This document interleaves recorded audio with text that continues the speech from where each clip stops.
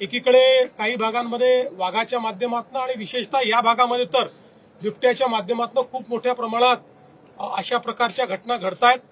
मुळात एक अंदाज असा आहे की जवळपास 1300 बिबट त्या ठिकाणी आता पूर्ण म्हणजे पुणे जिल्हा असेल, लगतचा नगर जिल्हा असेल, या सगळ्या भागांमध्ये आज त्यांचं विचरण चाललेलं आहे।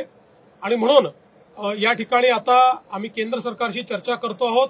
आता माझं प्राथमिक बोलणं आलं आणि मी आता परत केंद्रीय वनमंत्री मोदयांची चर्चा करतो आहे।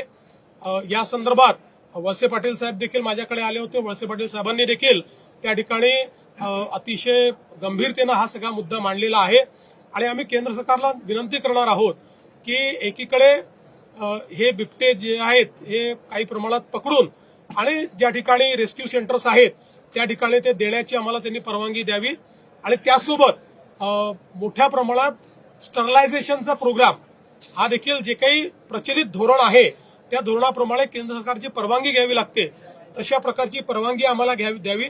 कारण आता जो काही आपल्याकडे जंगलाचा किंवा बाकी जो एरिया आहे त्याच्या तुलनेत ही संख्या मोठी झालेली आहे आणि म्हणून स्टरलायझेशनचा देखील एक प्रोग्राम आता मला गेल्याच्या संदर्भात आम्हाला त्यांनी परवानगी द्यावी।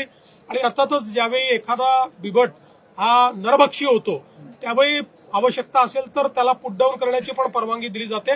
तर अशा सगळ्या परवानग्या त्या ठिकाणी केंद्र सरकारने द्याव्या अशा प्रकारची मागणी करून आम्ही त्यांच्या मदतीने हा जो काही आता एक प्रश्न निर्माण झालेला आहे हाही प्रश्न सोडवण्याचा प्रयत्न आम्ही करणार आहोत।